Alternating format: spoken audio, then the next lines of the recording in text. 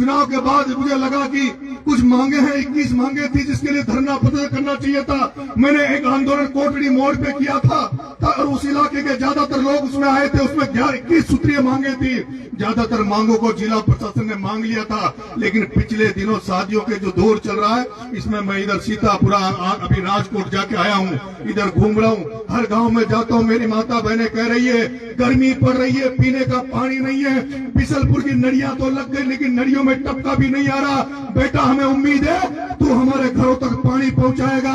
जब मैं देवली के आसपास जाता हूं तो लोग कहते हैं कि यहाँ बड़े बड़े भू माफिया, बाहर जाके बजरी माफिया यहाँ से बनास से रेत निकाल कर दूर दराज में बेच रहे हैं, अपने प्रदेशों में बजरी बेच रहे हैं, और देवली उनियारा की जनता को एक टोली 8,000 10,000 से कम नहीं मिल रही। लोगों को मकान बनाना महंगा पड़ रहा है। इसलिए सोच रहा हूँ आज 1 तारीख है, आज ज्यादातर शादी ब्याह का सावा निमट जाएगा। वैसे तो शादियां 15 तारीख तक है, लेकिन मुझे लगता है कि मुझे भी एक हुंकार देवली की तरफ भी भरनी चाहिए। मुझे भी बजरी माफियाओं के खिलाफ ये जो पानी की जो समस्या है, पेयजल की समस्या, जो गर्मी का समय है, इन पेयजल की समस्या को लेके जो माता बहने 2-2 किलोमीटर पानी भरने जा रही है, पीने का पानी नहीं है। इस एरिया में ज्यादातर पानी जो बोर कराते हैं वो खारा पानी निकलता है, जिसको पी नहीं सकते, जिसमें फ्लोराइड की मात्रा है।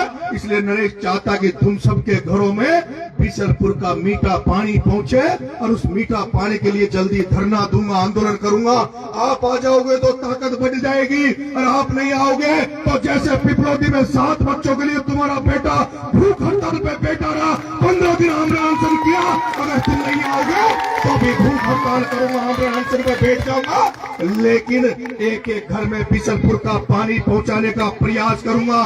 जब बिशलपुर का पानी अजमेर जा सकता है, बिशलपुर का पानी जयपुर दूर दूर तक जा सकता है, तो मेरी देवली उनियारा के घर घर को भी बिशलपुर का मीठा पानी मिलना चाहिए। इसलिए मैं कल से दोबारा से हुंकार भरूंगा, और मुझे आशा है, उम्मीद है, जैसे कोटड़ी मोड़ पर आपने आशीर्वाद दिया, उस तरह से इस माता बहनों के पीने के पानी के लिए, और ये जो बजरी माफिया है जो बजरी से रोज हजारों करोड़ रुपए कमा रहे हैं, उनके खिलाफ जो आंदोलन करूंगा, आपका आशीर्वाद मुझे मिलेगा। इसी आशा के साथ आप सबको बहुत बहुत बधाई हो, बहुत बहुत शुभकामनाएं, धन्यवाद। राम राम साहब। और मैं भाई साहब राजकुमार जी और मुकेश जी, इनकी तरह तो नहीं हूं। 3 चुनाव लड़ लिया, 3 चुनाव वाले की हालत कैसी होती है। अगर मेरी जगह कोई और होता तो जमीन बिक जाती, घर बिक जाता, लेकिन मैं तो सौभाग्यशाली हूँ कि 3 चुनाव लड़ा, लेकिन लोग मेरी इतनी मदद कर रहे हैं, जो मैं फिर भी गाड़ी घोड़ों में चल रहा हूँ, निकल रहा हूँ, लेकिन फिर भी इतनी आस्था व्यवस्था तो नहीं है। फिर भी मैं आपसे कमेटी वालों से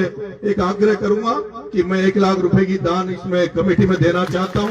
मेरी तरफ से 1 लाख रुपए की राशि आपसे स्वीकार करें, तो मैं मेरी तरफ से मैं 1 लाख रुपए का भेंट, आपको छोटी सी भेंट कमेटी को देना चाहता हूँ। बहुत बहुत धन्यवाद। राम राम साहब, बहुत बहुत धन्यवाद नरेश जी भाई साहब। आपका उद्बोधन से मेरा समाज को नई जागृति, नई उमंग और नई ताकत मिलेगी, और मेरा समाज संगठित रहेगा।